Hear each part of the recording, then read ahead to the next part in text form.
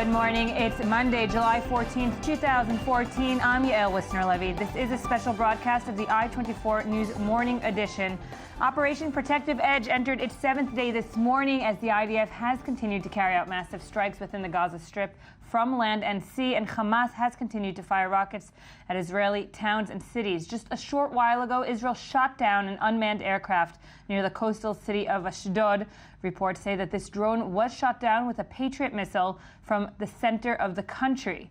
This comes after a barrage of rockets were fired towards the Eshkol Regional Council, and later rockets were fired towards Ashdod.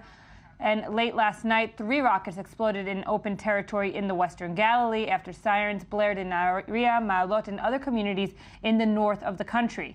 IDF troops last night did respond with artillery fire to the launching of the 3 rockets from Lebanese territory into Israel. With me now to update us on the south is Charles Biebelzer, the i24 news correspondent. Charles, what's the latest? Good morning, Yael. Well, the latest, obviously, everyone is very intrigued by the fact that this Hamas drone was apparently shot down over Ashdod just less than an hour ago. According to preliminary reports, the drone was laden with explosives. So it appears that this was not only a reconnaissance drone, but could have, in fact, inflicted damage within the city itself. I think the big question now is whether this represents a change in tactics on the part of Hamas, which is obviously growing increasingly frustrated by the fact that its rockets have not been inflicting the kind of damage on Israeli cities that it would like, due in large part because of the Iron Dome anti-missile defense system. So what Israel, I think, really, and what the fact that it was also shot down by a Patriot missile reportedly from the center of Israel also kind of shows that Israel was prepared possibly for this kind of change in operational tactics. And it also as well shows the capabilities of Israel. So I think what you should be looking at now is whether this type of thing will be repeated throughout the course of the day. And Charles, you are, of course, on the Israeli-Gaza border. Could you give us an idea of what is going on today? During the early mornings, we did hear a few sirens and code reds, and at least 20 rockets were fired overnight. There were, right now, I could tell you that along the Gaza border, it's relatively quiet.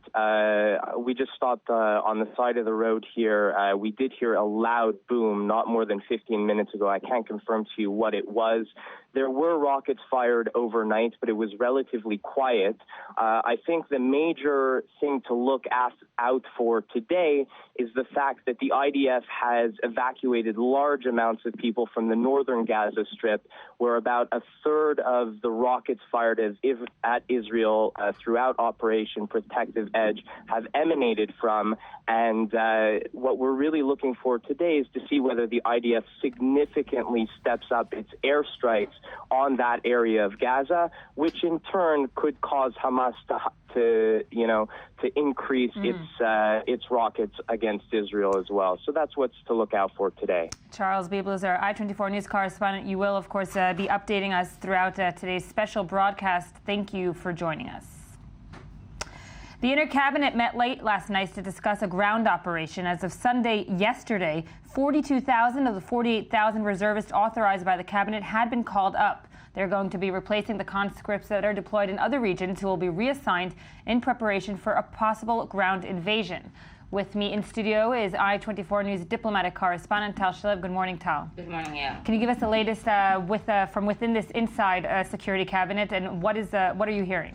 Well, every Israeli operation starts out on the military track, and that's been going on for 7 days. But at some point, the clock that gets the front that starts to begin to be much more substantive is the diplomatic track. Right. And that clock started to tick somewhere between Friday and Saturday with a phone call between U.S. President Barack Obama and the Israeli Prime Minister, and the UN Security Council publishing a statement calling for ceasefire. And that clock is ticking much more faster as time goes by, and that is why the Israeli cabinet is at the same time debating both of the tracks. On the one hand, it's a military track, as you said, the reservists that are deployed on the ground, and still debating the options of the ground offensive. And on the other track is the diplomatic track, and there are a lot of the pressure is starting to mount in.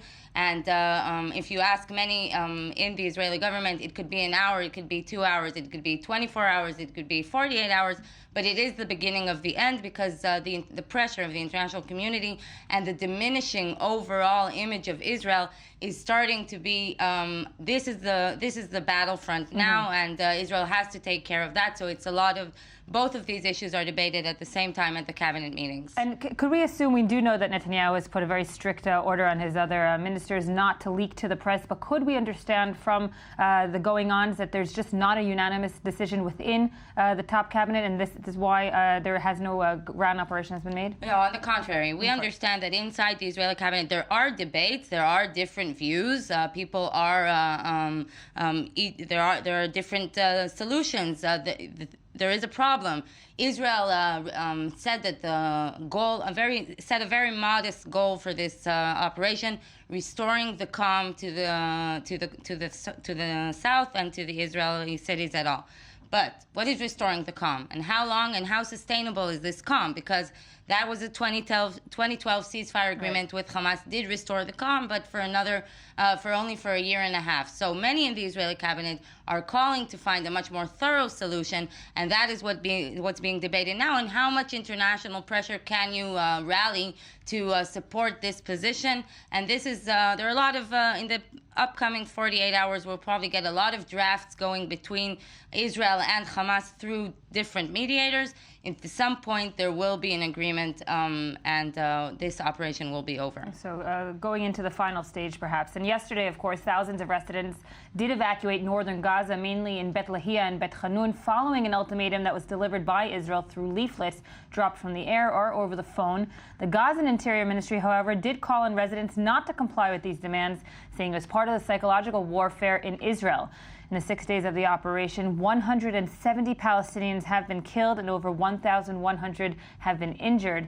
More than 700 rockets have fallen within Israel, and Iron Dome has had so far a success rate of 87%. We're now joined in studio by the research fellow at the INSS and a lecturer at the Tel Aviv University, Benedetta Bertie. Thank you very much for joining us, Dr. Bertie. And by the Director of Arms Control and Regional Security Program, also at the INSS, Dr. Emily Landau. Thank you for joining us, Dr. Landau. Benedetta, I do want to start with you. The headline today in Israel's most widely circulated daily, Yediot Ahronot, is Hamas is under pressure. And that has been maybe the go-to ideology of the Israeli government since the beginning. Hamas is a weak organization, and thus we can weaken it even further. In the last 7 days, and last week of this operation, do you see a change in Hamas's stance in the region? Well, I think the assessment that Hamas is weak is correct, meaning that in the past year, the organization has been under tremendous pressure. They have lost their main regional ally. They've been hurt financially. So it's true that they came to the table from a point of view of weakness, but one must not forget when you're too weak, when you're pushed to the corner, then you have nothing to lose. And when you're nothing to lose, then you can take more risks.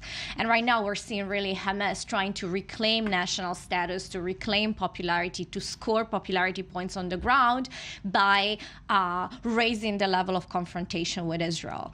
And they don't only have to score points, as you put it, on the ground in Gaza. They also have to do it in the region. They used to be this organization that was this extra arm from other regional powers. These regional powers are no longer looking at Hamas as their boots on the ground.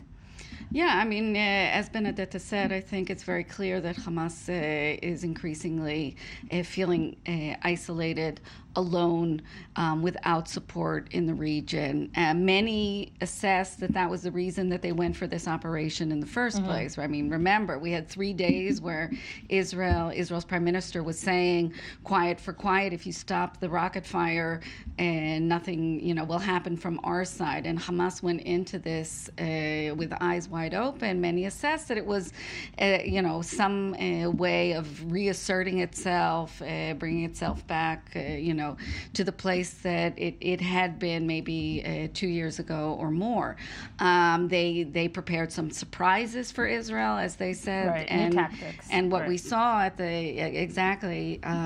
these surprise tactics didn't work one after the other, and I think it's pretty clear that things are not going too well for Hamas in this operation, and I think that's why we're hearing now more and more that Hamas is ready for a ceasefire. They were first talking about the fact that the release of the Gilad Shalit prisoners was part of their demands for a ceasefire.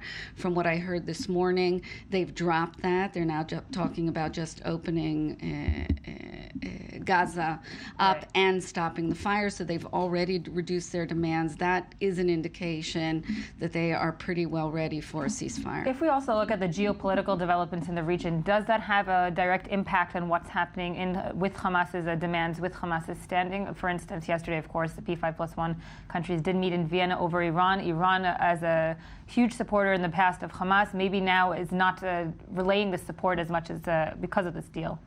Well, I think what we're hearing a little bit from Vienna is that there is talk about the fact that, people are, making this connection that Iran is the one that has been supplying the rockets to Hamas in Gaza, and there's been talk about the fact that this needs to stop. Iran is responsible for this. There was, talk on the sidelines of the nuclear talks all throughout the past 6 months about the fact that you need to widen the spectrum. There's issues internally in Iran. There's this issue of their support for terror, support for Hamas, and so that is creeping a little bit into what's going on in Vienna. But of course, in Vienna, the issues are much greater right now on the nuclear aspects themselves. So I'm not sure how much impact that will have on the map of the conflicts going on. But Paula, as someone who has not forgot about Vienna throughout, I think, would be Israeli Prime Minister Benjamin Netanyahu. He's been vocal from the start, and even through these days of Operation Protective Edge, he has spoken out against the P5+1 talks. Well, yeah, from Netanyahu's point of view, in Israel, the Iranians could have signed an agreement in Vienna and nobody would have noticed in the past few weeks, basically. But yes, he has been reported about it. He has been bringing it up, and he is definitely pointing to the connection, as he has been doing in recent months. This has been definitely one of his main claims against Iran, and one of his main arguments with the P5+1. He wanted Israel kept on urging them to treat these issues inside the negotiations, and the P5+1 were more narrow to the nuclear aspects, and this has definitely been one of Netanyahu's talking points. And Netanyahu, but from what I understand, Israeli officials say that at this point, it doesn't seem like there's a big reason to worry, and Emily might correct me if I'm wrong, but at this point, the gaps are still very, very wide in Vienna, so at least Netanyahu can, from at least in his bureau, they say, well, that is in some way contained, but I think that I would not worry yet. Okay, well, he has bigger worries at this point. Yeah, bigger concerns at this point. Well, but both of them. More immediate concerns. More immediate concerns. Yeah, that would be correct. More correct. But definitely, this has been one of Netanyahu's main. We also saw that it was the claim with the Clause C ship that Israel seized a few months ago. This is the connection between Iran and Hamas and Hezbollah is one of Netanyahu's main talking points and main claims against the Iranian regime. And that got lost, of course, in the whole Ukrainian events back in March. When that happened, Netanyahu was hoping for some, big success, showing this link, stopping that shipment, and it just got lost in all the clamor of Ukraine. So. At least the negotiators probably are happy that Netanyahu is preoccupied, because he's not, in previous rounds of negotiations, when we got to this point, Netanyahu was very vocal, very pressuring, and at least maybe from their point of view, at least on the public side, Netanyahu is occupied with another issue and not focusing all of his efforts on on saying how much warning from a bad deal. So, Benedetta, if we look at the connection, obviously there is a connection. We've made the connection in the past, but now Hamas, not only because its standing is so poor in public opinion, it's also a social organization within the Gaza Strip, and in that sense, it also has not demonstrated any kind of strength or abilities in the past few months, and now perhaps it's going to be even more weakened by this last strike, paying salaries and so forth. Sure. Well, I would say that part of this whole crisis does have to do with Hamas' weaker standing and especially its financial troubles. And if we go back a few weeks, we can see there was a unity deal. And there are many explanations as to why Fatah and Hamas decided to reconcile exactly right at this moment. But from Hamas's point of view, a major factor was the fact that they were in dire financial needs and they needed Fatah to step in and pay those 40,000 salaries of Hamas employees in Gaza, which Hamas at the moment cannot pay. That is related to the conflict today because that's actually one of the main demands Hamas has under the table in order to get to a ceasefire. But a lot of analysts will say, in terms of Israel's perspective, perhaps Hamas is the least maybe the least worst enemy that we can have there, because if Hamas is completely dismantled, there will be other groups in the Gaza Strip that are much far worse. And of course, then if we take it to the geopolitical and regional outlook, we have the ISIS on the heels of Jordan and so forth. Right. I mean, that I would partially share that assessment. Let's start with the point that Hamas has been an address, has been someone Israel has been able to communicate with, and in certain period of times, Hamas has been able to keep ceasefires, and Hamas has enforced ceasefires against other competing armed factions in Gaza, which defied it. That has happened over the past few years. The fact that Salafi jihadist groups in Gaza have been on the rise in the past 3 years is a fact. The fact that in the past 6 months they've been increasingly more defiant of Hamas, it's also a fact. So that has to be taken into consideration when thinking about the impact of weakening Hamas. At the same time, I would really caution against the idea that you can destroy Hamas as such. Hamas is a very complex, entrenched organization. Meaning the Hamas in the Gaza Strip is not the end of Hamas. Of course, we know Khaled Mashal is outside. How strong is Hamas outside of the Gaza Strip? In terms of military strength, Gaza is the center. It has definitely been the case after 2007. That's where they've built their arsenal. But Hamas is not just a military organization. It's a political organization. It's a social movement. And it's an international-based movement. So I would really try to put this idea that you can just hit Hamas very hard in Gaza and the organization will go away. I don't think it works that way. The most you can do is to weaken them. But if you want them to stay weak, then you have to keep the attacks going, which is not politically feasible. Right. And of course, Netanyahu is looking at the other parts of the region. ISIS, I just mentioned one of them, the Syrian civil war. There are other threats that are perhaps not as close to the eye in the Israeli public eye, but they're much larger threats than in a bigger picture. Yes, well, the Middle East right now is, things are percolating. Maybe that's not the right word. They're almost exploding. Bubbling at the rim, on different fronts, certainly Syria. The whole issue of ISIS in Iraq, there have been people that have been, talking about that, connecting it not to these developments, of course, but what's going on in Vienna, the talks with Iran, whether this is an issue that can be linked to the nuclear negotiations. I think the P5+1 need to be very wary of any of these kind of grand bargain type ideas when we're 1 week away from the deadline for this a feasible deadline? Well, it does not look like a feasible deadline. It never looked like a feasible deadline. We forget that the whole issue regarding Iran is the fact that Iran wants to continue working towards a military nuclear capability. And therefore, this negotiation is basically something they do not want to lead to the outcome that the P5+1 want. But I think that the P5+1 need to stay focused on that. I think with regard to Gaza, we need to stay focused on that. I'm not sure, these linkage ideas are the best for dealing with these issues. Well, definitely not, maybe not for Netanyahu, but maybe in the region they are, and maybe in the American intervention, if there will be. America is also looking at ISIS and other threats. But first, I do want to go to Oded Grober, i24 News correspondent there, standing by in Rabin Square, central of Tel Aviv. Oded, good morning. Good morning, Yael. So, of course, we every day we find the Tel Avivians looking back at their daily routine of life and taking up the routine just as usual, despite, of course, the fact that every day there has been at least one siren and some rocket attacks over the city. Yes, people are going about their day, maybe starting it a little more calmly, a little later than usual, trying to see if another siren will go off in the morning like we've gotten used to last week. It hasn't happened so far, gladly, and hopefully it'll continue this way. But people are going about their day, going to work, maybe a little more introvertly, a little slower than usual.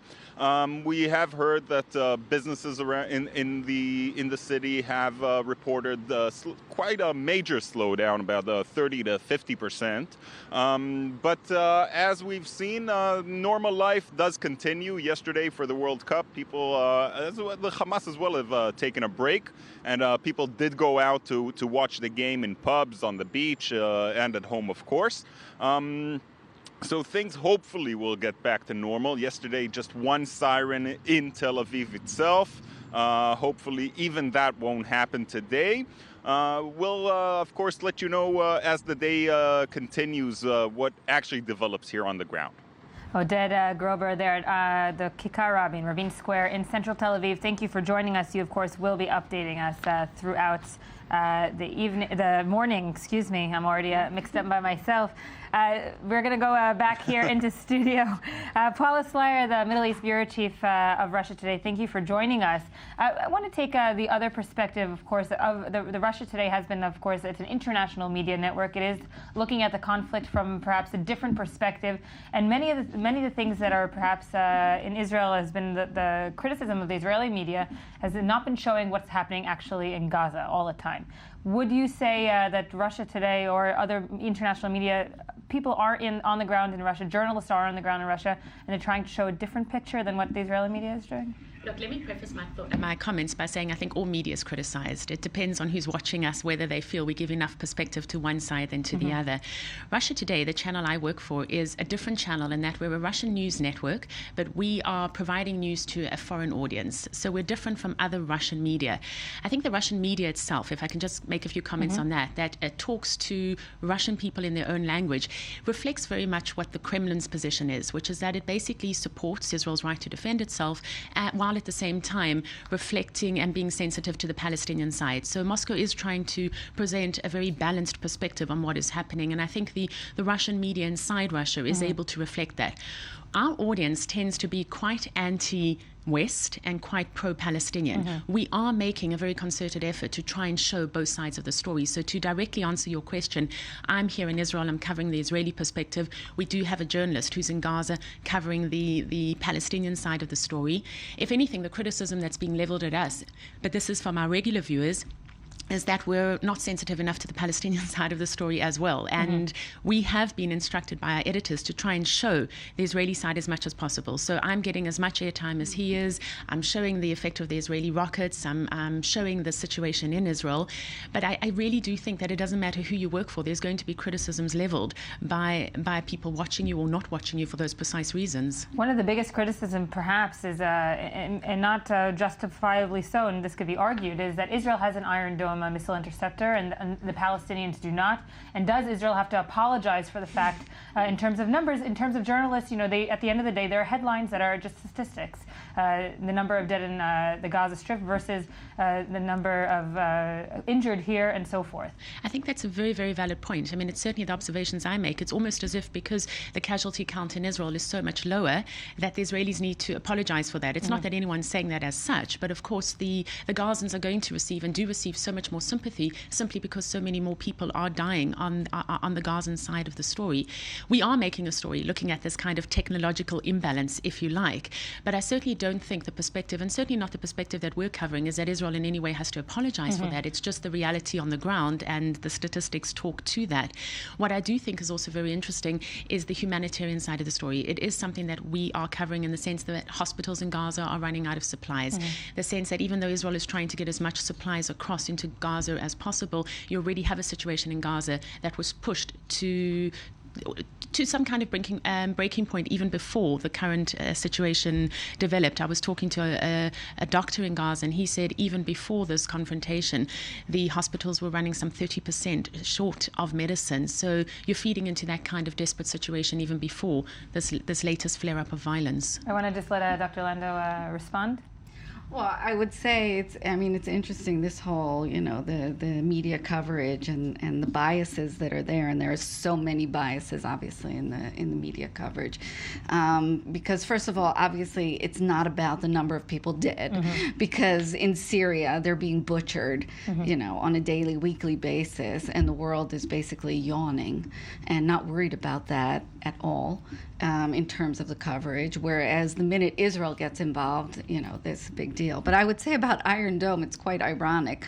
Iron Dome is protecting Israeli citizens, but if you take it one step further, it's also protecting, actually, Palestinians in Gaza. Because if there were more people being hurt and, God forbid, killed on the Israeli side, you would see you would hear a lot more noise in Israel pushing the government to take harsher measures in Gaza, the land incursion, whatever, which would obviously lead to more Palestinian deaths. Right. In other words, the fact that Iron Dome is protecting Israeli citizens, it's also giving Israeli leaders room to make more calculated decisions in this whole episode. So, don't stop just at Israel's protecting its citizens. Obviously, it's absolutely ridiculous and totally cynical to think that Israel needs to do anything near apologize for the fact that it can protect its citizens. But even if you take it one step further, you can make the case that it's enabling a toning down of this operation, generally speaking, which is saving people's lives. The Gazan people are hostages of Hamas. If Hamas would stop firing rockets, this would end. That's what the whole beginning of this operation was. Israel for 3 days saying, as I said before, stop the fire, quiet for quiet. This is all Hamas's responsibility. Every Gazan that is injured or dies is because Hamas is firing rockets into Israel. Paula? I just want to respond to your comment about Syria. It really depends on the media that you're watching. This conflict is not the main story in the Russian media. Ukraine still tops our headlines. For example, there was a Ukrainian shell that was fired across the border, and at least one Russian citizen has died in the Russian town of Rostov. So yes, we're covering this, but we're certainly still covering Ukraine, and we're covering Syria. So when you make statements about, how important is this and how is the foreign press covering, it's really important, of course, which media you're monitoring. Particular No. I didn't take it at all. Generally speaking, I think we can say that the world is not relating to I think it's over 170,000 now that have been butchered and murdered in Syria, some of them in the most horrific manner by, the Assad regime, these barrel bombs that they're lobbing out of helicopters, atrocities that are happening there that don't get the media attention, that when Israel does something as a protective measure, immediately it's, Israel. And I don't want to make this a discussion about RT, about Russia Today, but I think that is one of the advantages why today you have this plethora of news networks out there. You don't have just a few mainstream media outlets like you had years ago, so that people have the opportunity to look at stories that are different to other channels and actually see what stories they want to focus on. And Hamas obviously does know that the international media and world is looking towards this. They're using a lot of their own propaganda to not only convince their citizens, but also to convince maybe international networks that want a fuller picture, want better pictures. Sometimes, of course, I heard this from the IDF spokesperson, when it bleeds, it leads. When the pictures are more gory, obviously we're going to start with that in terms of international media. Well, I think that the situation in Gaza speaks for itself. I think the pictures that come out of Gaza are bound to catch international attention, especially if you build on this, as was just mentioned, that even before this latest round of hostility, Gaza was already in a place of de-development, dire economic needs, international humanitarian crisis. So, thank you all for joining us. We're going to be back very shortly after this break. Of course, this is the skyline here in Tel Aviv that you're going to be seeing on your screens just in a second. That, of course, is a quiet morning thus far. We'll be back.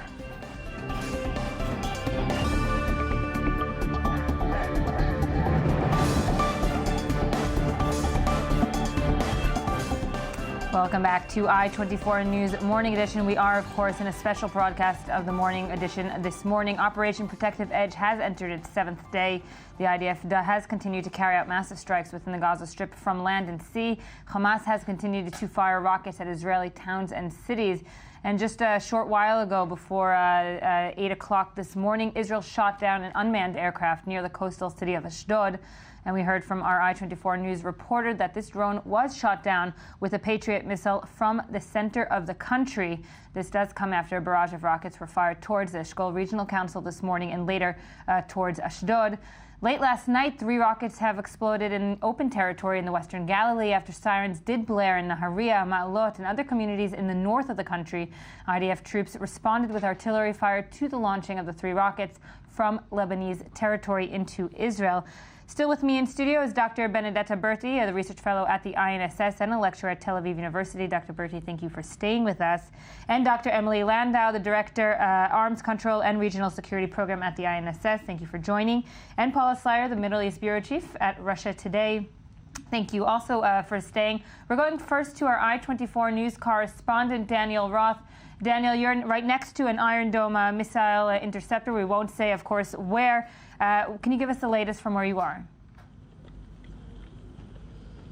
Yeah, so this morning, as we've been here, there hasn't been a launch, but we're here watching and at the ready, and so far it's been a daily occurrence, multiple times a day. As you know, the numbers keep growing. There's reached 170 dead in Gaza. 980 rockets fired towards Israel, according to the IDF spokesperson, and about 200 of them shot down by Iron Dome, which the word on the street is that the success percentage has dropped a little bit from 90% to 87% overnight in the last 24 hours or so. And of course, Daniel, we've heard a lot of spectators, Israeli civilians, coming to look out and check out this amazing technology. Do we have any spectators today? Mostly so far it's joggers jogging by, seeing what's going on, stopping to talk, and also looking for water. But we're expecting spectators as that's been happening on a daily basis. All right, Daniel Roth, wishing a quiet morning for you there here, and of course you will be updating us throughout this morning. Thank you for joining us. Emily, Iron Dome has also, maybe on a civilian perspective, and then we'll also go, of course, to the defense perspective, has given civilians the opportunity, at least, to kind of try to live a quote-unquote normal life as much as possible. I think so. I mean, I think it's very interesting just to notice what the effect of defensive measures are for the civilian population. If we compare Cast Lead to this current operation, it's a completely different situation. In other words, defensive measures matter, they're important, and they really can change the situation. But and I'm saying this because because the expectations of the Israeli establishment, do you think? I'm not sure it did. Look, the Iron Dome has come under fire. There have been critics of Iron Dome, first of all, internally, because there was a big debate in Israel over Iron Dome, because there were those that were committed to this other laser technology. They were pushing for the laser. There were those that were pushing for Iron Dome. Some say that those that were pushing for laser, it's because they were invested in those that were developing the laser. But for whatever a reason, they lost out to the Iron Dome. And I think even those that were pushing for laser recognize that Iron Dome is doing a good job. But there's another set of critics who are outside Israel, who have been Ted Postel from MIT is a major critic of Iron Dome from the last operation from Pillar of Defense. And what he's claiming is that Israel is deceiving the world. This is what he claimed after Pillar of Defense. Israel's deceiving the world. Israel then said, I think, about 80% success. He said it's more 10 to 15% success on the basis of his analysis of, different video clips that people were taking of Iron Dome explosions. It's not really doing the job that Israel says. I now look to see what Ted Postel is saying today, because it's hard to say that, it's not working when we see the direct effects on the Israeli populations, as well as anyone living in Israel right now can, easily film Iron Dome doing the work. So now what Ted Postel is saying, but they're not hitting the rockets head on. They're coming at them from the side. Some are coming from behind, and therefore they're only diverting the rockets from their path and not. So you see that even, this major detractor of Iron Dome, he's reduced to these kind of arguments to sort of continue his thing. I think it's very clear defensive systems do work. It's been a game changer as far as the Israeli population is concerned. The state of the art in terms of technology, or are there other defensive systems that are working even better? I think it's pretty state of the art. I'm sure that they're working on more and more improvements in Iron Dome, but it's really important for the Israeli population to understand that defense is an important element of Israel's overall defense strategy, because this is a big debate that's gone on for years in Israel. Also with regard to, let me say, the nuclear realm. Right. Should we depend only on deterrence, or should we also add a layer of defense? And there have been some that have said, if you work on defensive measures, you're actually undercutting your deterrence. A major proponent of this view was Dr. Reuven Pedatzur, who was killed several months ago, very unfortunately. But I think that we can, this case that we're seeing now with Iron Dome should encourage us to understand that there are levels of responses to rocket and missile fire, and Israel should be working on all levels. And defense does not undercut deterrence. They can actually complement each other. Coincide, of course. We're going to go to the Israel-Gaza border to our I24 news correspondent, Charles Biebelzer. Charles, we did speak earlier today about a Hamas drone. Do you have any other details? Well, basically, the only other details that have surfaced is the fact that the IDF has actually officially confirmed the fact that the drone was shot down over Ashdod with a Patriot missile that originated from central Israel. Obviously, there are a number of questions. First, how the drone penetrated Israeli airspace to such a degree whereby it posed a threat to the people of Ashdod. There are other questions, such as what we discussed before, in terms of whether this represents a significant tactical shift on the part of Hamas in response to the fact that its rocket arsenal has failed to inflict damage on the Israeli public, largely because of the Iron Dome system, which you've been discussing. But as for now, initial reports suggest that the drone was laden with explosives, but obviously that has not been confirmed, and we're basically anxiously anticipating more details to emerge in terms of what occurred over Ashdod this morning. And of course, the rocket attacks did continue overnight and up to this morning, and the Israeli Air Force has continued its attacks. What have you been seeing along the border in the past hour? We've heard a number of explosions, but they have sounded mainly like artillery fire, IDF artillery fire into the Gaza Strip. We can't confirm what the targets were, if any, but I think it's important to note that today seems to be the quietest morning since the Operation Protective Edge began pretty much a week ago. What that represents is yet to be seen. The IDF has warned that it's prepared to significantly up its airstrikes in the northern Gaza Strip and has taken extreme measures to evacuate civilians from that area. So it remains to be seen what's in store for today. It's unlikely it'll be very different from what we've seen over the course of the last 6 to 7 days. But Netanyahu has consistently said that quiet will be met with quiet. So who knows what type of quiet will this morning, what that in fact demonstrates from Hamas's standpoint. Charles Biebelzer, I24 News correspondent there, of course, on the Israeli-Gaza border. Thank you for joining us. I want to bring this back into studio, and we were talking about the Iron Dome missile defense system. On Hamas's perspective, I'm sure if here in Israel the civilians were pretty, it did exceed maybe civilian expectations on how effective it could be. Did Hamas realize that their rockets perhaps weren't going to be as effective as they thought they would? Sure. Even using, of course, rockets that are much more advanced, the M302 and so forth. north. Right, yeah. Hamas has been investing on self-production of rockets in the past few years. They have been trying to upgrade their arsenal, but ultimately they go with what they have. There is a great military asymmetry in this conflict, which I think is at the basic of the dynamic. So Hamas, the best they can try to do, militarily speaking, is to fire rockets. On the other hand, they've also been investing in underground tunnels because that's a different type of operation. Everything combined brings out basically the total of their strategy, which you could argue and has been argued in Israel over the past week is quite weak. But that's not a new element. We started with an imbalance, and that imbalance continues to be a core of the conflict. But they have also, of course, taken up new tactics, as we did briefly speak about before. Their own Navy commando, for instance, that came to Zikim Beach, and the tunnels, of course, which is something that perhaps Israeli intelligence is following. But in terms of the Israeli civilian population, no one knew the extent to which these tunnels were working. Right. I mean, I would still say they have a lot of work to do in terms of reaching their goal of being able to successfully do hit-and-run operation incursions into Israel. That we're definitely not there.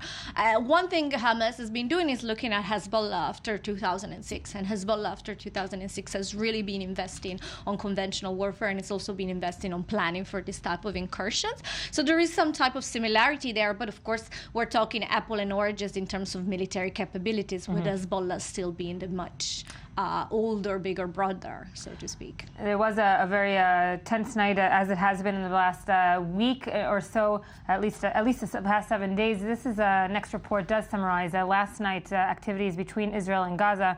Our i24 news correspondent Ron Friedman prepared this report. Nearly a week into Israel's Operation Protective Edge, fighting continues at a fierce pace. Overnight, the Israeli Air Force carried out scores of airstrikes, hitting 75 targets, including 3 training facilities of Hamas's military wing. Palestinian media reports said 3 people were killed in the raids and dozens more were wounded. According to a recent UN report, some 80% of those killed in Gaza since the start of the latest round of hostilities are civilians.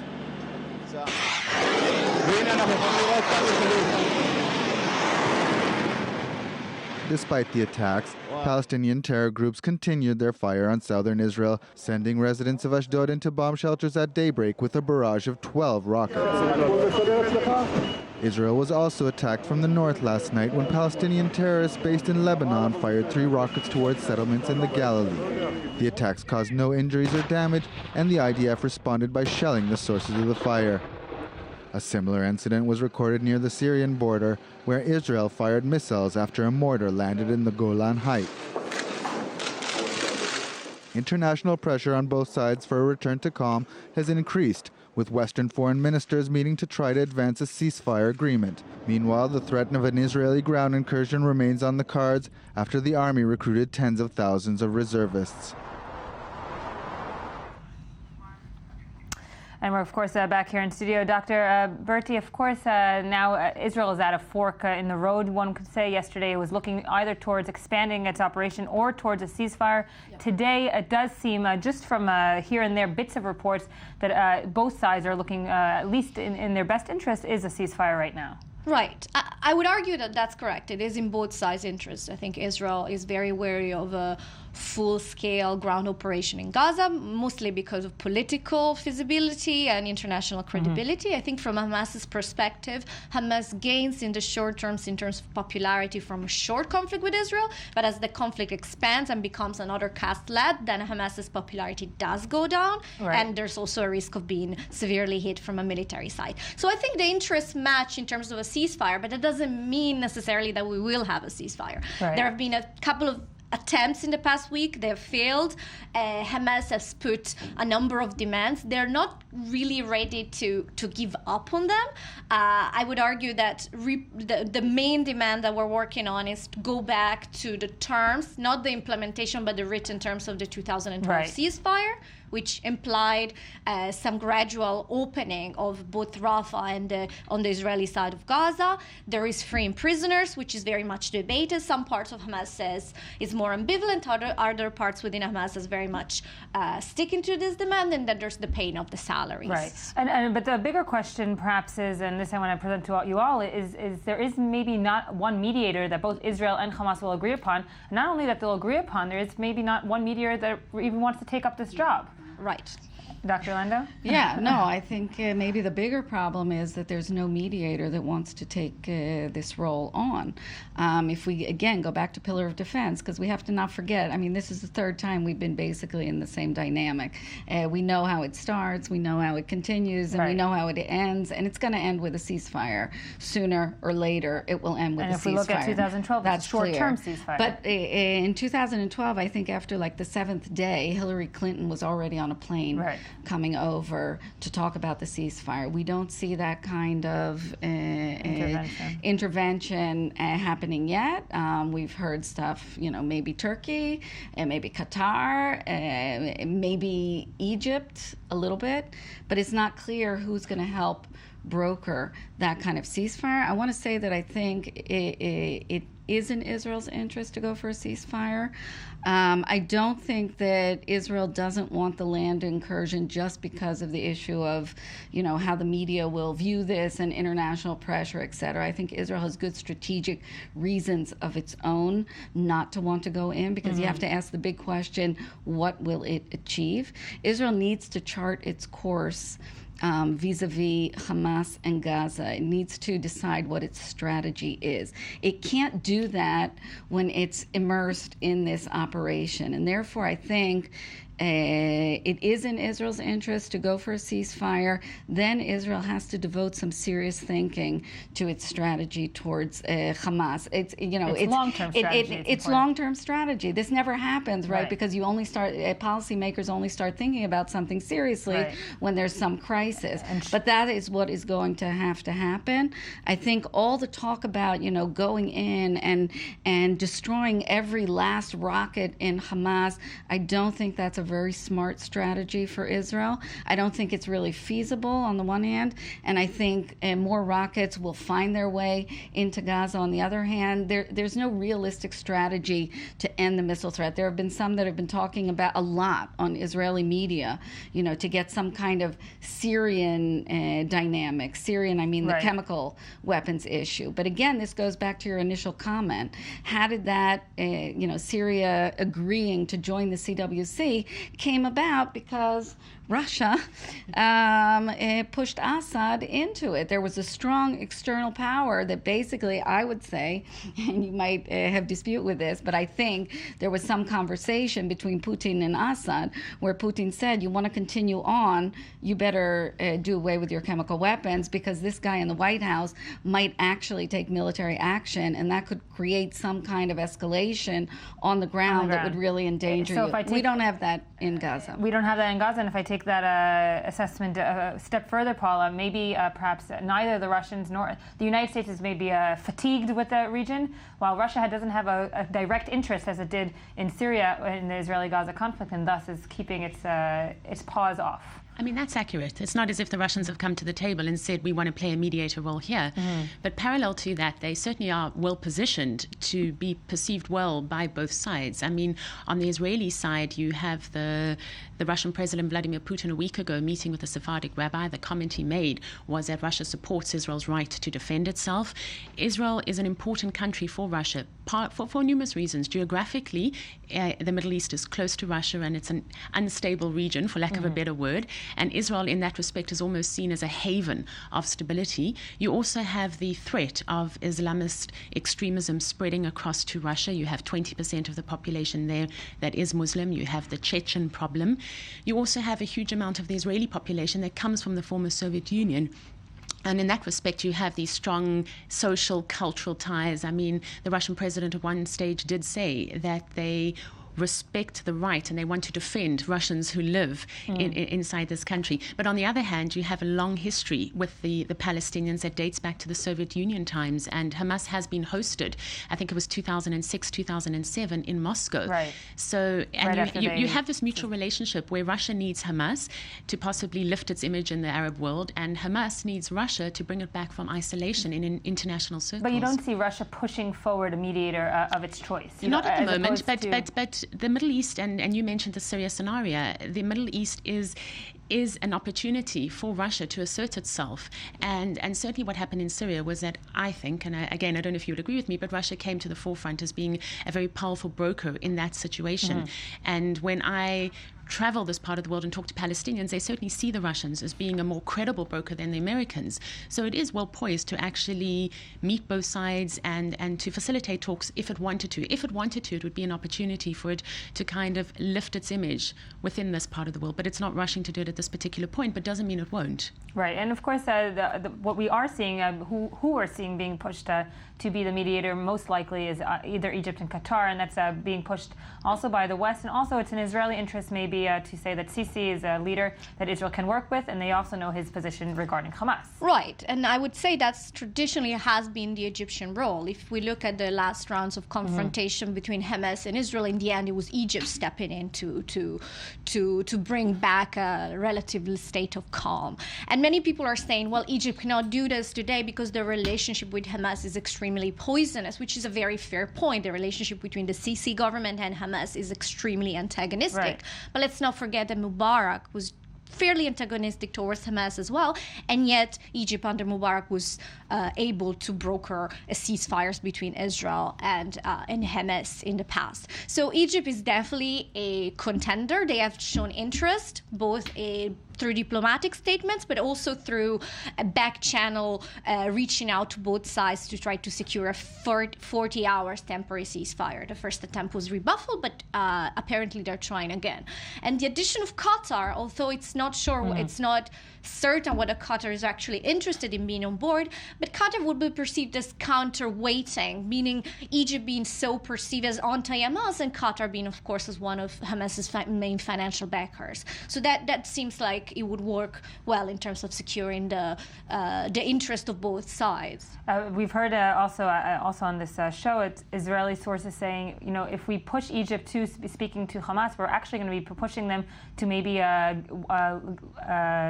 I would say, get closer to an entity that they have so far stayed their way away from. Meaning, now if we push them to broker any kind of ceasefire, we're going to push them to become get better relations with Hamas. Whoever says that has not been following Egyptian politics. Hamas is not going back to being in Egypt's good grace. He has been proscribed as a terror organization in Egypt. The relationship is as poisonous as it could be. But what is interesting in the Egyptian story is that there have been demonstrations on the street with people saying that the revolution in Egypt should not be a revolution that was only for the Egyptians. It should be a revolution for the Palestinians as well. I'm not saying it's necessarily going to change the reality, but there certainly is strong feeling on the street that something also that the closing of Rafah by the Egyptian authorities is not something that lends itself to the Palestinians. That was the same during Mubarak. You had street demonstrations protesting the very same thing, but there is a very big disconnect between the elite polity and the grassroots, unfortunately. And on Hamas, of course, it's polarizing questions. All those who support the Muslim Brotherhood are very troubled by the witch hunt against the Muslim Brotherhood, just as about the campaign against Hamas. It's seen as one is seen as the extension of the other. So yeah, it's very problematic. We're going to have to end here to go to headlines. Dr. Bertie, thank you for joining us. Dr. Landau, thank you. And Paula, thank you for joining us.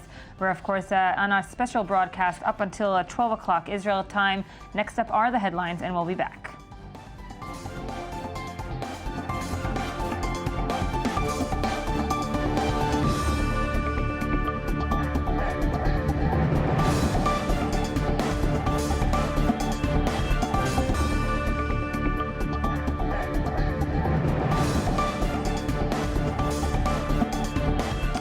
Welcome back to I24 News Morning Edition. We are in a special broadcast this morning. It's Operation Protective Edge's 7th day.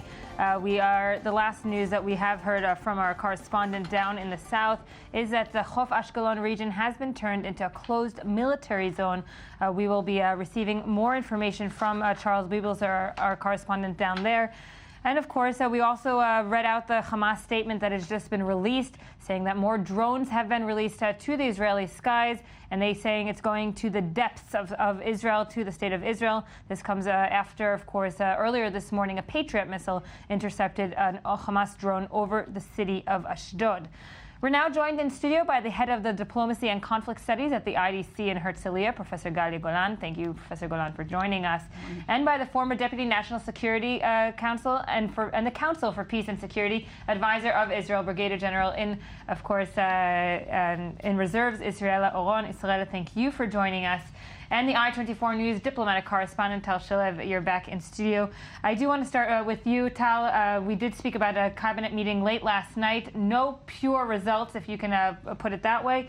But this morning, we do see extra activities by the Israeli Air Force. Does it show any kind of a decision that has been made? From what we understand this morning on Israeli sources we speak to, no. As we said, there are two tracks, there are two fronts. One is the military front, which is ongoing, and just to make things clear, in Operation Pillar of Defense, November 2012, even until the last minute of the ceasefire, the rocket fire continued and the Israeli activity in Gaza continued. And meaning there's two channels that can be working at one time. Two channels working at the same time. The pressure will continue from the Israeli point of view. The pressure will continue until a ceasefire is agreed. And we're still far away from ceasefire agreement. We're not there yet. It's just starting to being rolled up now. We're in the middle of changing a phase into the diplomatic phase. Tomorrow, the German Foreign Minister Steinmeier will arrive in Israel. I think that will mark another step up on the diplomatic efforts, because he will be in constant contact with Cairo, where most of the efforts are focusing in Cairo, and that is where messages from Hamas and Qatar and the US and Germany and everything is going to bind up there. But we're still going to continue with the operation, and the IDF is still preparing for a ground operation. The reserve troops, not the reserve troops, the troops are on the border, a large number of troops. So, and when you speak to Israeli officials, they say, we intend to restore the quiet and the calm to the south. We will not stop until we get that, by all means, either diplomatically or militarily. So on the diplomatic front, Professor Golan, I do want to bring you in. Of course, Israel knows it has a window of opportunity in terms to its military might. There is only a certain amount of time until the world will start intervening. So far, the world has been relatively quiet if we can compare it to previous operations. Cast-led, of course, is just one of them where the world did intervene 23 days in, but intervened very much so at the end. Well, I think that the world has been a little bit more sympathetic because of the way this seemed to have begun. It always depends, of course, where you see the beginning of this conflict. But I do think pressure is already mounting. The death toll in Gaza has certainly gone up, over 160 deaths. The pictures are out there. I think we might be deceiving ourselves a bit if we think that the world isn't looking and it's not paying attention. The pressure is there. Frankly, that's the only thing that's going to stop it, because I believe that's really the goal that Hamas has set for itself, is to drag us in deeper and deeper, knowing and believing that not only will the world finally step in and stop it, but that it will work against Israel. And in a sense, rightly so, because, of course, Israel has the power here, and the casualties are on the other side. Any kind of blow in Gaza is going to be devastating because it's the most crowded place perhaps in the world. So anything that we do, however it might be justified, however justified others outside will see it, anything is really going to work against Israel. And I frankly think that's the way the whole conflict has been going on for a long time. It's I think, I don't want to say ridiculous, but it's incorrect to think that there's any solution to this militarily. We have had military round after military round, and we are strong. And yes, you do have to defend your citizens, of course. But there is no military solution to this. There is no, quote, stopping the rockets. except possibly for a very brief time, the same way that there's no way to continue with an occupation and not have an intifada every so often. And we'll get to that connection in just a second. Israel, do you agree that there is no military solution? Because as of now, the Israeli government is still debating the ground operation. But Netanyahu is, if you will, shopping around the international community yesterday, speaking on many American talk shows and saying self-defense is our right. I know that because of my military title, I am expected to say something to encourage the military using of the military force, but I will not do it because there is no military solution. We are talking about how to stop the motivation of the Hamas to shoot at us rockets. And basically, when I'm looking at the process of the decision-making of the Israeli government, the thing here is that we are seeking a solution that will not end with just with a ceasefire.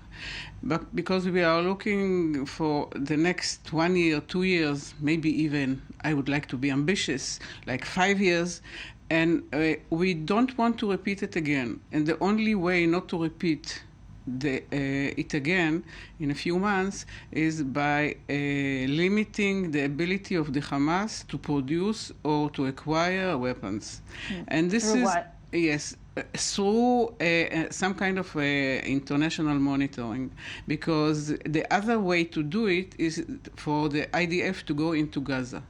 And this is a very dangerous idea, because we have been there, and I don't think we have succeeded in stopping the motivation of the Hamas. I'm talking about the motivation of the Hamas. This is on one hand. And on the other hand, when I'm talking about the motivation of the Hamas, we need to give them something. It's not only to ask them or to demand that they will stop shooting.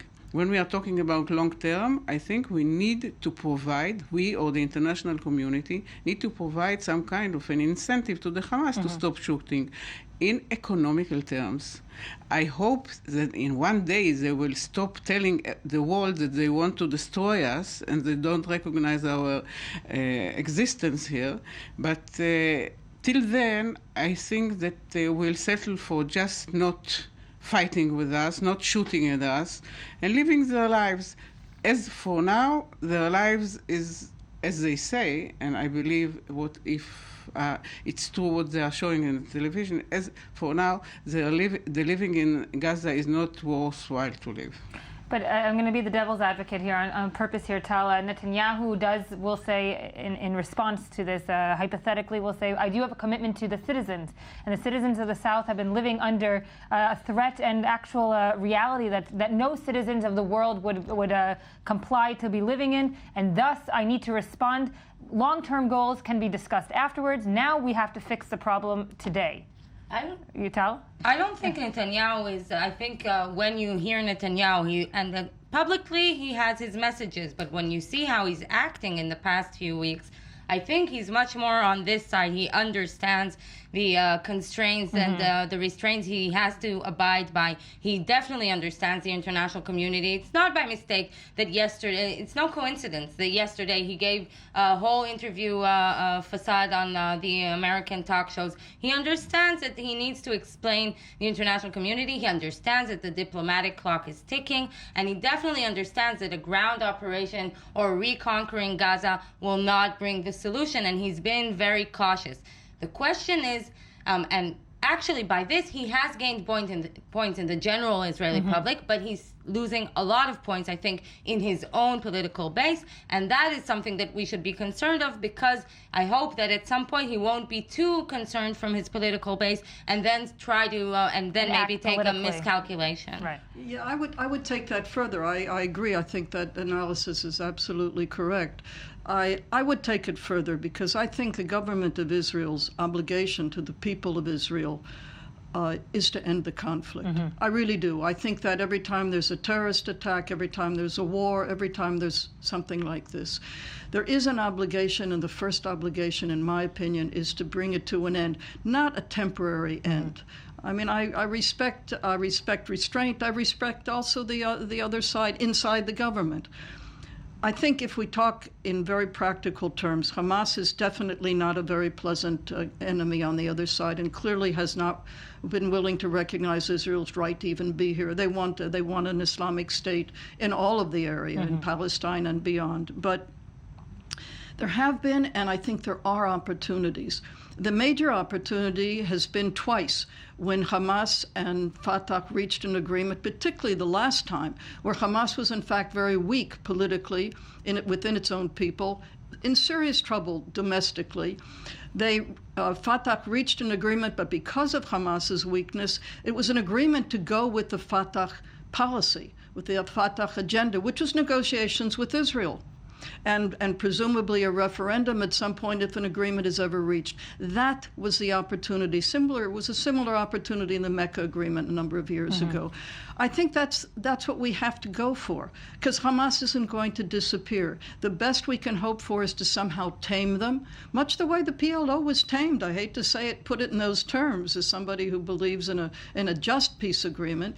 But nonetheless, that's really the bottom line, is that if they can be brought to be part of a negotiation where they really will have very little choice, given their weakened state, which, by the way, is strengthened in the course of this kind of battle. They're definitely going to come out of this a lot stronger politically, and maybe stronger than Fatah politically. But ultimately, if I look at what Israel can do, I think the only option really open to us and the international community to say, okay, we have to bring them in, but it has to be, of course, by the rules that we have set, PLO has set, Fatah has set, and that's negotiating with Israel for a two-state solution. But we in Israel, I want to pose this question to you as a response to what we've been hearing. Netanyahu didn't actually ever say anything about a long-term solution. In his words yesterday to Face the Nation, he merely explained what Israel is doing now on the ground, not giving any kind of long-term strategic goals, not to the international community, and definitely not to the Israeli public. He's trying to respond to the current situation, but I absolutely agree with you that he's acting in a different way. And to your first question, how comes that we cannot beat them, or we cannot gain some kind of a victory because we are much stronger? I think that this is also the conclusion of the Israeli cabinet. We really cannot defeat them because we cannot defeat their motivation. And so what is the solution? The solution is to go on with this military operation. At the end of the day, the results of this kind of operation will be worse that we start with. So I think that the calculation of Netanyahu is absolutely right. He's trying not to surrender. He's trying to create some deterrence. However, there is no deterrence when it comes to Hamas or other kinds of terror movements. There is no deterrence. So we need to act on both paths.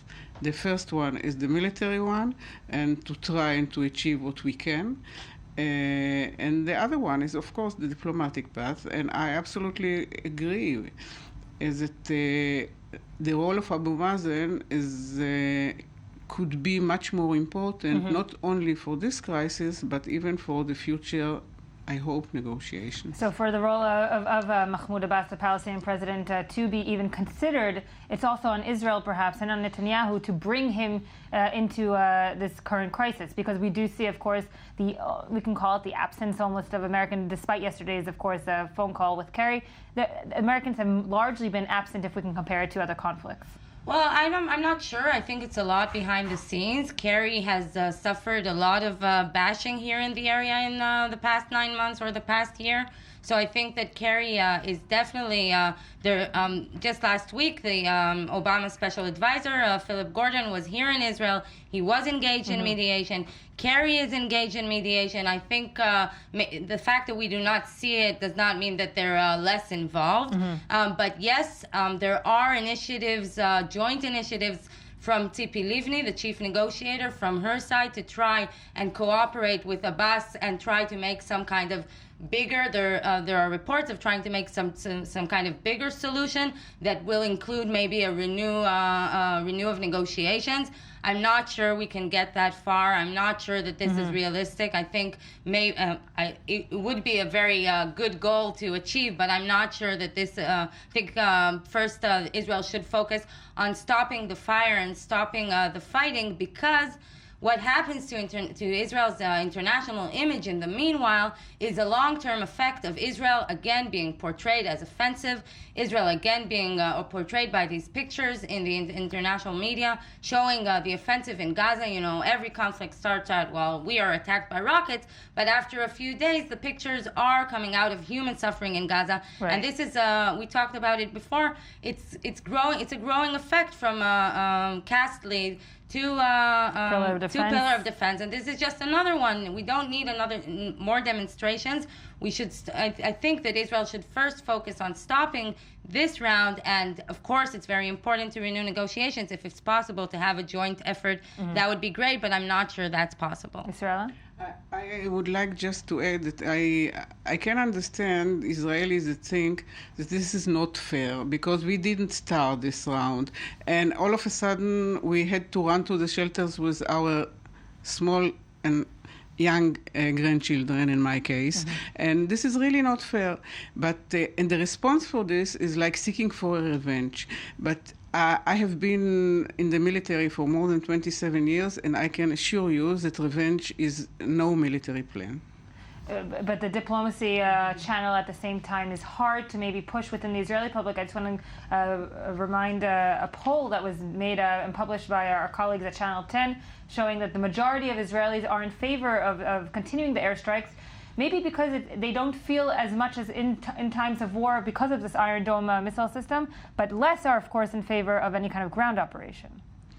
I believe that the Israeli public would like this round to stop, first of all.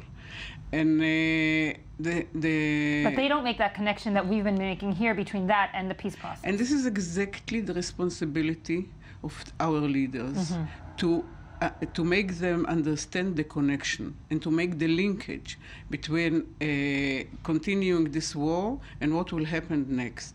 And unfortunately, it's not so clear because, as it was said here, the government is doing the right thing, but is not talking the right things yet. And they're not looking perhaps on the horizon for the day after the operation ends. But I think if we're talking about the public, there's another thing. I think they're really, in a sense, two types of people in Israel, and certainly two types of people in the political sphere. There are those who believe, and I think have believed all along, that Israel will never be accepted in this region. And I must admit my research has shown that this has been the general view, certainly of our leaders, and up until maybe Rabin, Barak, possibly. But in any case, the feeling is, yes, we just have to live by the sword. This is going to happen every so many years, and if we can, the purpose is really to get a longer period of quiet. And that's our fate. And then there are those, like myself, I must say, and others, fortunately, who say, no, it is possible to reach an agreement. We're not fated forever to be rejected here. And I think, by the way, Yitzhak Rabin said this in his very first speech to the Knesset when he was elected in 1992. This is what he said: we are no longer alone. We have to change the way we look at ourselves.